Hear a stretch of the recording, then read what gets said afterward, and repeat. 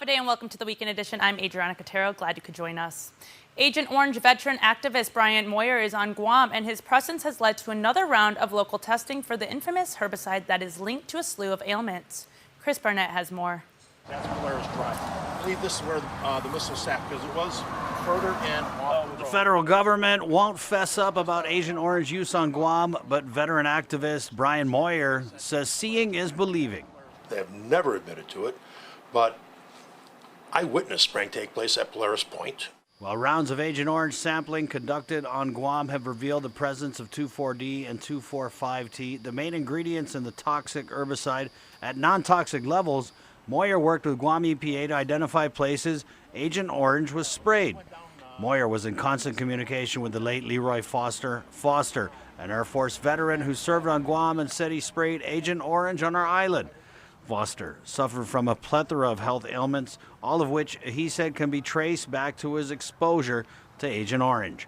We asked Moyer if he thought the samplings he took with Guam EPA and a U.S. EPA collection team would yield more conclusive results. AO was used on Guam, and he said yes. We went to areas where testing has never been done. While Moyer had high praise for Senators Therese Terlahi, Talina Nelson, and Congressman Michael San Nicolas, he did say the Department of Defense, and specifically Joint Region Marianas, was stonewalling local efforts to test for the herbicide on military bases. He says he met with Navy officials and he's going to push for sampling on base, which may be conducted next year, since he's familiar with areas that may have been sprayed during the time he was stationed on Guam. If I can identify those areas, let's take them now. You know, we've got the U.S. EPA collection team here. I'm here. Let's walk the point down and boom, boom, boom. Moyer founded the Agent Orange Survivors of Guam group and was present when local EPA, in conjunction with U.S. EPA's Superfund Technical Assessment and Response Team, performed sample taking at several spots ranging from Jigo to Polaris Point, all samples taken from outside military fence lines. Moyer says even if the feds deny AO was used on Guam, some veterans who say they sprayed it here have had the Veterans Administration cover their Agent Orange-related illnesses. And he adds that no matter what Uncle Sam is saying, the proof is out there because toxins have been linked to numerous cancers and high rates of other illnesses. Guam has a cancer rate that's 4 times higher than the U.S. national average. Guam's diabetes rate is 20% higher than the U.S. national average. Birth anomalies, birth defects, stillborns are still running parallel to those of the known contaminated areas of the former Republic of Vietnam. It's one thing for us. I mean, we were here for 2 years and I'm gone. What about the island population? Sample analysis for the latest round of soil collection is expected to be completed in 12 weeks. In the meantime, Moyer and his group will keep waiting, something they've become all too used to doing. Guam veterans, we're tired of being treated as second-class citizens, second-class veterans, and so are the people of Guam. When are we going to get justice? When? That's the question. For Guam's News Network, Chris Barnett reports. The island youth is stepping up and speaking out on local public policies they believe need to be acted on. Here's more from the 10th Annual CloseUp Foundation Youth Summit. I genuinely wanted to learn about the issues that are currently going on in our island, and also how I can collaborate with other people to gain an understanding of how I can make a change. Wanting to do her part as a student and voice her opinions to make a difference. Marina Babauta is a junior at John F. Kennedy High School. Marina, along with various CloseUp organization students within Guam high schools, are participating in the 10th Annual Youth Summit, hosted by the global civic education nonprofit, the CloseUp Foundation. Representatives from Washington, D.C. conducted the 3-day summit that provided students with the opportunity to create a legislative proposal based on issues that matter to them and their local communities. So students first deliberate with students from their own school, but also from across the island about different issues that are affecting them. They come up with issue statements and then policy proposals to address those issues that they then present to each other. So they get to see the work that they've done with the group, they vote on them, and then they get to present them to members of the legislature. According to program specialist with the foundation, Danny Hastings, the proposals pertain to public policies such as military buildup, decolonization, education, cultural affairs, and the environment. They take a big, broad category and then think about all different issues that might fall under that umbrella. Under the umbrella of energy, environment, and natural resources, Marina's committee focused on renewable energy. She says this was a fairly new topic that she was able to learn more on through the summit. I wasn't aware of the costs that we're spending on Guam on fossil fuels and things like that. So we're learning and we're shifting our proposal towards having Guam more reliant on renewable energy rather than fossil fuels. Further stating that once the environment is affected, then it turns to us, the people of Guam, and takes a toll on the entire climate. People are paying out of their pockets for such an expensive energy source where we could be turning to the renewable stuff that we already have around us, whether it be wind, our sun, our rain, things like that. So it's important to me because, first of all, the health, but also the economic side of things. The CloseUp Foundation's mission is to inform, inspire, and empower young people to become active members in their democracy. And active these students are, as Hastings, along with the co-coordinator and manager of the foundation, Anna McMullen, noted just how in tuned the island's youth are. I was very shocked that they knew exactly what was happening like as of yesterday and changing their proposals based on that. Taking action and having the opportunity to use her voice, Marina wants to remind people they matter and what they have to say, whether it be on an issue they feel strongly about, it's important to voice it, to let it be known, and to create a positive change whenever possible. These students in attendance were taught that it's always possible and that they are capable to get close up on these policy issues. The program is made possible through a grant from the Office of Insular Affairs, as the Youth Summit is also held on surrounding territories. Next week, the CloseUp Foundation will be on Saipan and then America Samoa. In more education news, Simon Sanchez High School health students are wrapping up Suicide Awareness Month with a 2-day fair. The Jigo School holds the fair annually, presenting on 3 areas of focus. That includes facts, stress management techniques, and data. Simon Sanchez Health Department Chair Manny Palacios said that worldwide, every 40 seconds, an individual takes their life.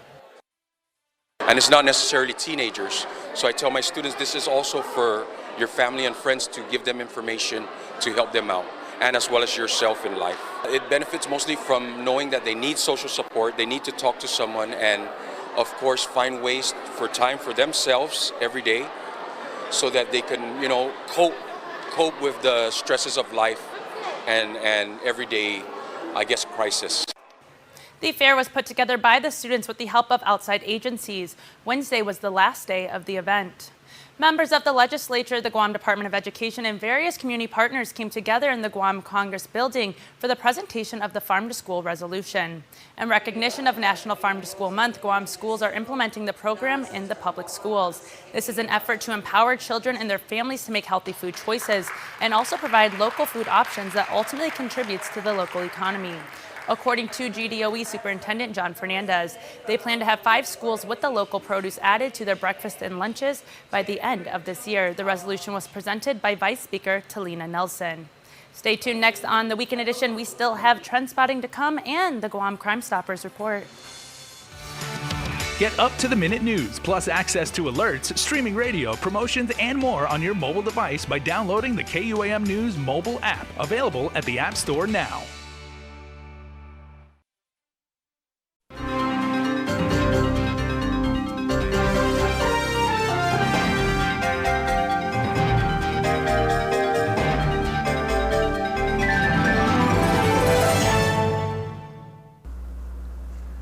Advances in technique and medications used to prevent dental pain have shattered the myth that a dental visit is something to fear.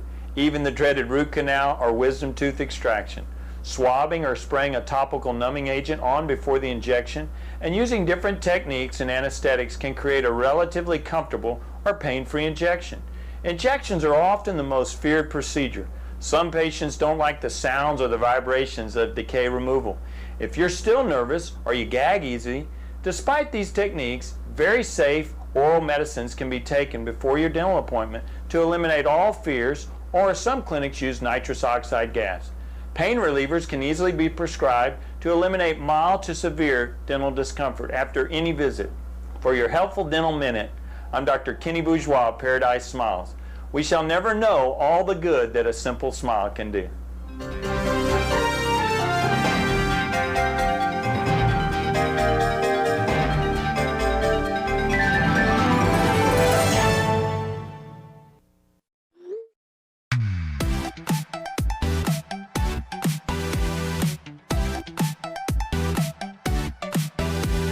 Half a day, I'm in the club.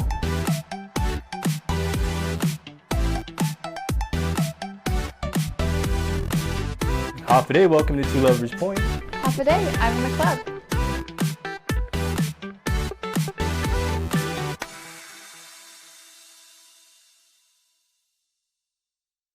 The KUAM Podcast Network is on demand and available anytime for you to get your fill of the hottest topics from Teen KUAM. These types of things are happening. From news. He has been in and out of jail since 2012. To pop culture. There's a bunch of people even saying now this is the greatest movie of all time. That's crazy. Health and nutrition. We're putting all these chemicals into our body, all these preservatives, and down the line we have health issues. Food. I'm very passionate about really good food. Nostalgic playlists and everything in between. This guy has worked with Justin Bieber, DJ Khaled, Chance the Rapper. The amount of fangirling right now that's happening inside this body is crazy. So listen up whenever and wherever, and subscribe and follow us today on SoundCloud, on Apple Podcasts, and on Spotify or your favorite podcast platform.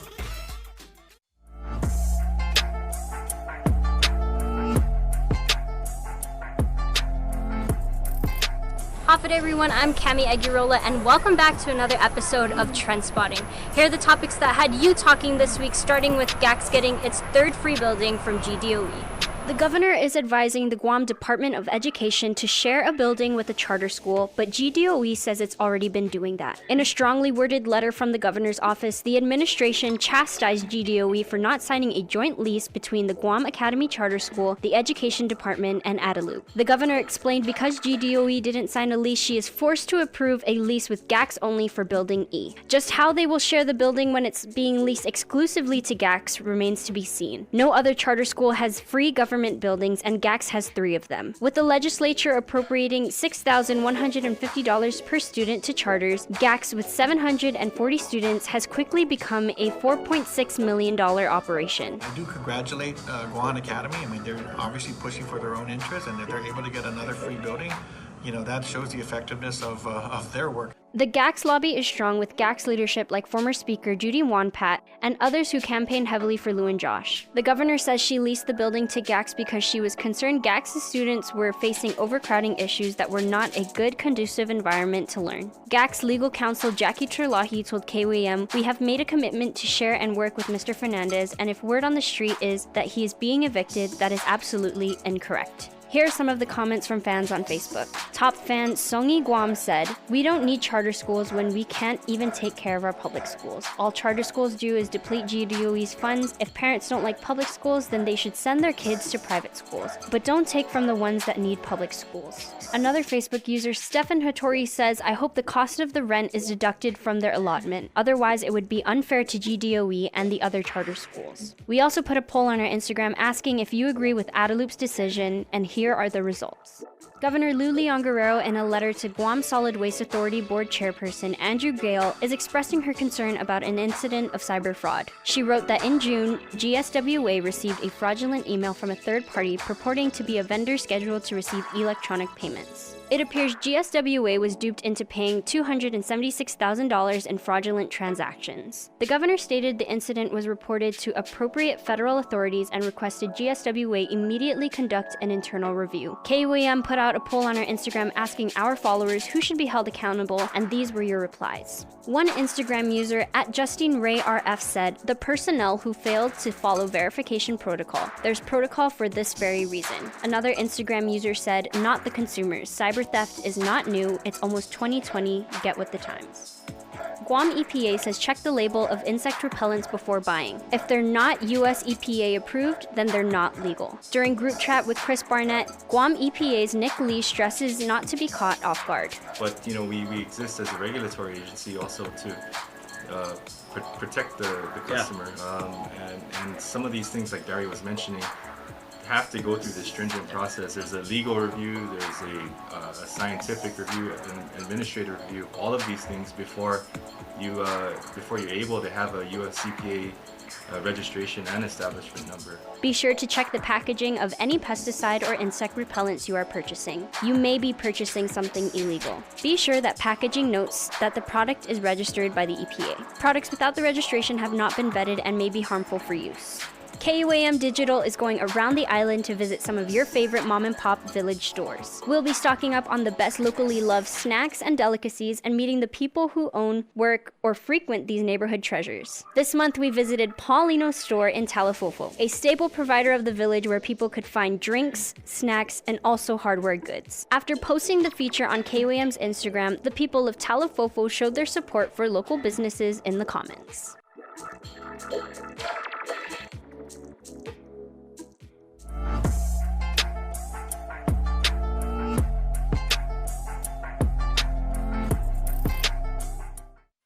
Guam's auto appearance specialist, Elegant Reflections, has been providing the automotive industry with professional detailing and car care products at its highest quality, from complete detailing, full interior detailing, exterior detailing, headlamp restoration, hand washing, seat and carpet shampoo, engine degreasing, undercarriage cleaning, paint sealant, fabric protection, paint oxidation removal, and so much more. Visit us at our new location. Call 646-5555 for an appointment. Elegant Reflections, Guam's auto appearance specialist, over 20 years of experience.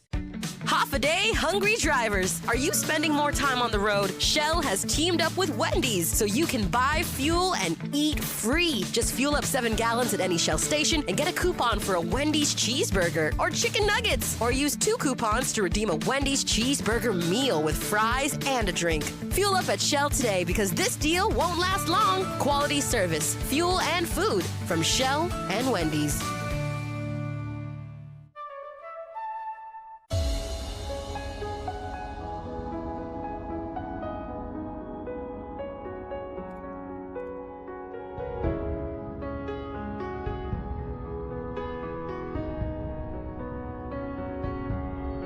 It is the spirit within us, our soul, our essence that drives us to seek a better way, to create beauty and enrich the senses, to inspire fulfilling lives, to be at one with our earth and protect those who we love.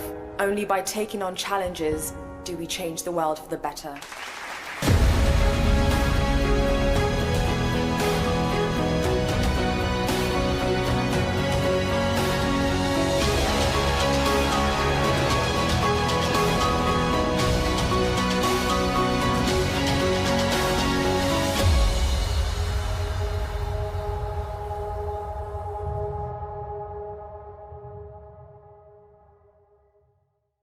With confirmed cases of dengue fever on Guam, here's some tips from the Department of Public Health on how you can fight the bite. First, you should understand that dengue fever is non-communicable, which means an infected person can't spread it to another person. Dengue fever is transmitted by the bite of an infected mosquito. So the best way to fight the bite is prevention by eliminating areas that are prone to attracting mosquitoes or areas where they might breed, such as near or in standing water. This includes buckets or tires, any sort of container, and even toys that may be outside and collecting water. Turn them over and clean them out. To keep mosquitoes from entering your home, Public Health recommends installing screens on windows. A 20/20 or 20x30 mesh is recommended. If you have a leaky faucet or toilet valve, fix it. If you have an indoor pet, make sure their water bowls and dishes are clean. Change out the water. Now the same goes for vases. And if you plan on going outside, it's a good idea to use insect repellent. These are just some tips from Public Health to fight the bite. For more information, go to KUAM.com.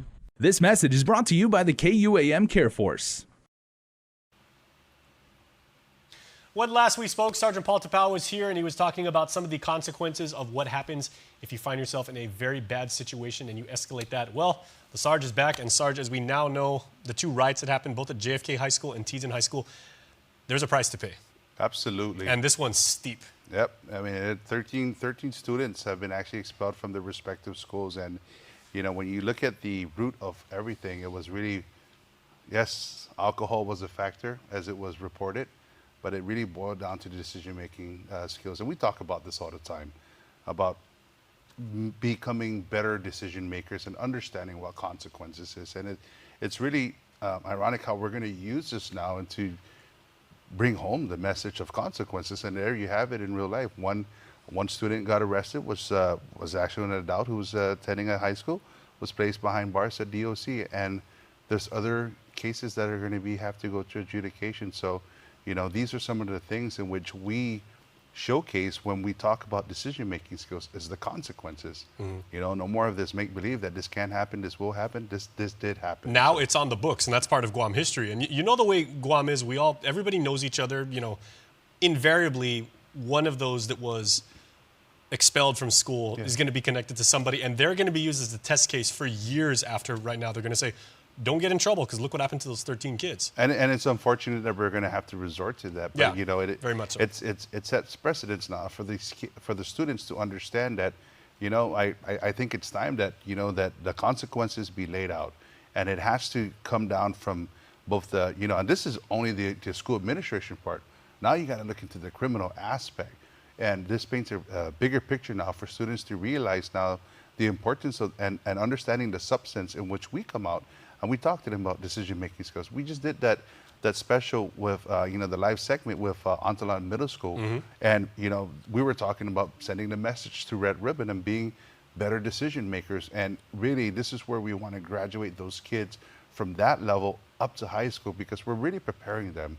And we talked about it with John Fernandez, you know, the superintendent, with one of our live streams about preparation for the real world. And this is a prime example, and, you know, putting it now into perspective about your actions and your decision to do what you're going to do and the actions that's going to happen.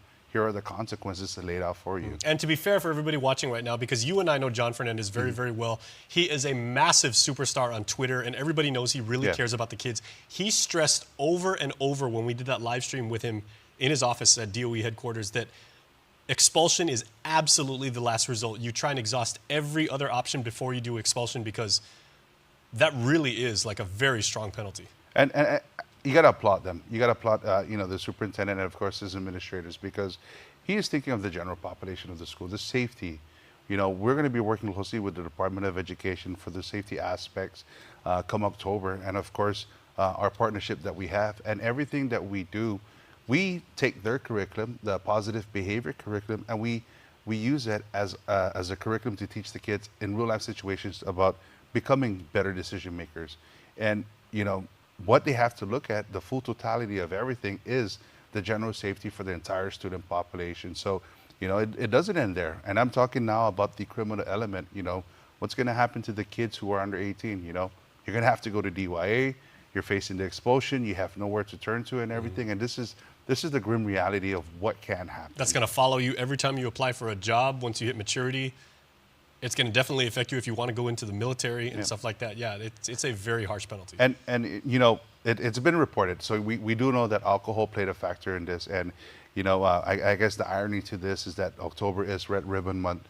We did that special with Antolon Middle School, and congratulations to them, of course, for winning the video competition. But outstanding young people. This is a great opportunity to understand the substance now, in which you know, the Red Ribbon Committee is going to be going out to the schools.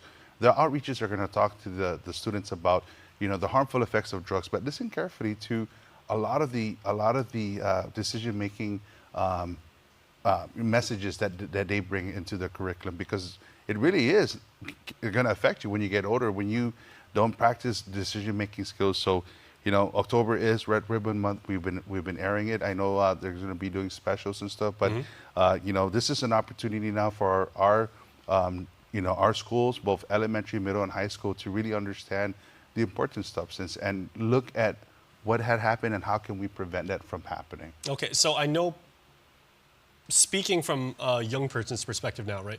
If something bad should happen in my school, say everybody's in the cafeteria, there's a little skirmish, which maybe escalates, you know, people want to gather around, they want to see what happens. People start, you know, talking smack to each other on social media and everything like that. How can we handle that situation? You know, we're working with peer mentorship. We just had a meeting with the Micronesian Student Association, and it really is addressing issues in which how we can actually become mentors within our peer mentorship.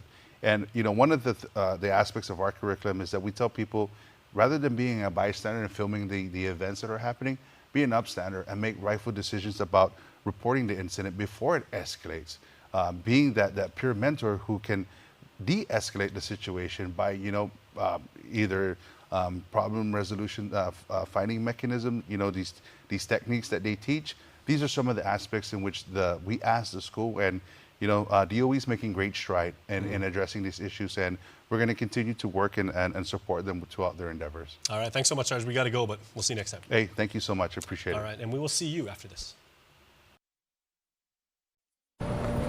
This is ground control. Do you copy? Copy that. Continue. We are go for launch in 30 seconds. All systems go. 3, 2, 1. Lift off.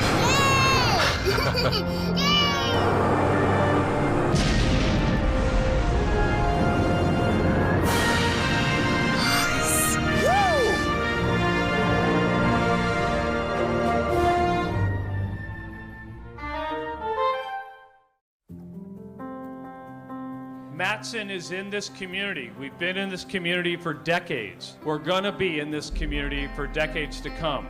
Things will get busy, things will get quiet, but we're going to be here. We're your hometown carrier. And that matters to us. Reliability is the core of our business. We take pride in ensuring that we arrive in Guam on time as scheduled. It's our local employees who understand the market, who understand the business, and provide that hard work for you each and every day. When we hold ourselves to high standards, our customers also hold us to high standards. We establish good business relationships that turn into friendships. That's why it's so important to be here and be trusted by your customers. We want you to trust Matson like your friend, like your family.